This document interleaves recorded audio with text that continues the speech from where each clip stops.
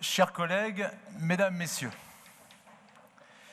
si vous n'aviez plus qu'un seul chapitre à reprendre de notre programme, c'est bien celui qui parle de la ruralité.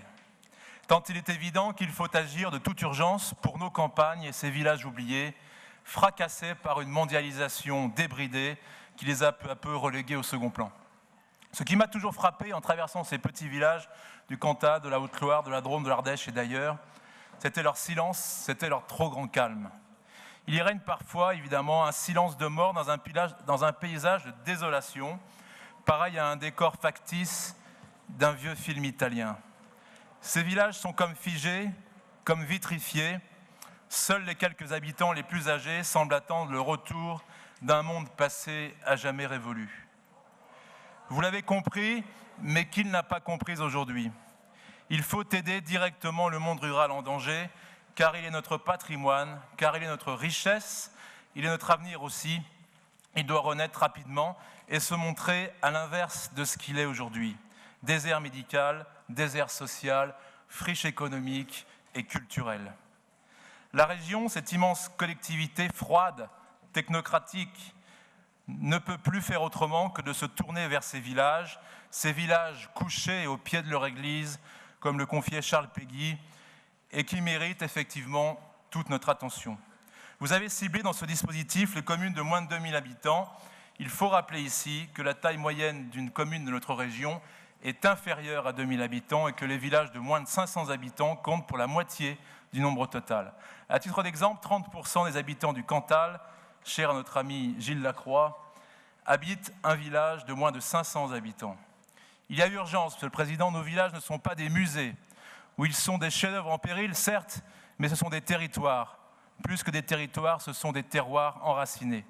Parler d'un plan en faveur de la ruralité, c'est accompagner et prendre en compte le dynamisme des élus, des habitants qui ont envie de s'engager pour leur terre et pour leur avenir. Les aider à investir, à boucler ou démarrer des projets d'équipement est une bonne chose. Toutefois, ce rapport soulève quelques interrogations qu'il vous faudra dissiper. Il convient de s'interroger d'abord, en effet, sur les modalités d'attribution de cette aide à la ruralité. Je ne reprendrai pas les éléments du rapport, mais je poserai quelques questions. Je salue d'abord l'effort annoncé de simplification des appels à projets, on verra à l'usage.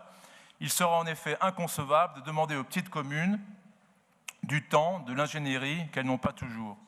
Ensuite, qui va véritablement instruire les dossiers reçus ? Je me trompe peut-être, mais je n'ai pas senti dans votre rapport une irrépressible envie de nous y associer, d'associer les élus régionaux d'un département concerné dans l'examen des dossiers.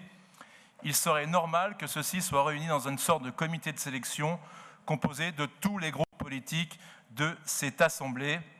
Il pourrait également, ces élus, veiller à un équilibre territorial des choix et une juste répartition des enveloppes financières.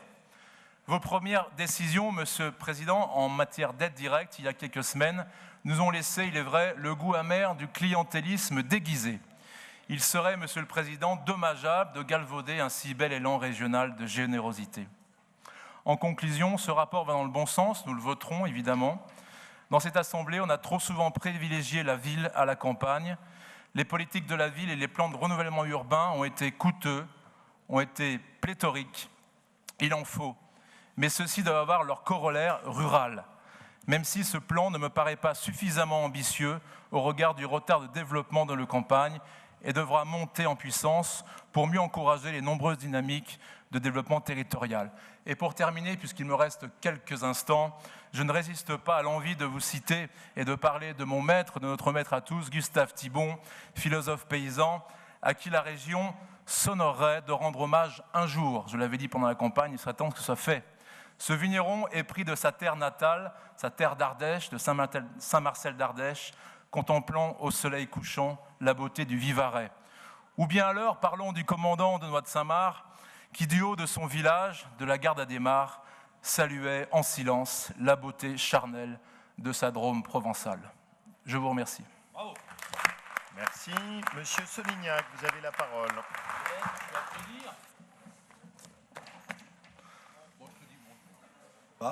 Voilà. Merci, Monsieur le Président. Monsieur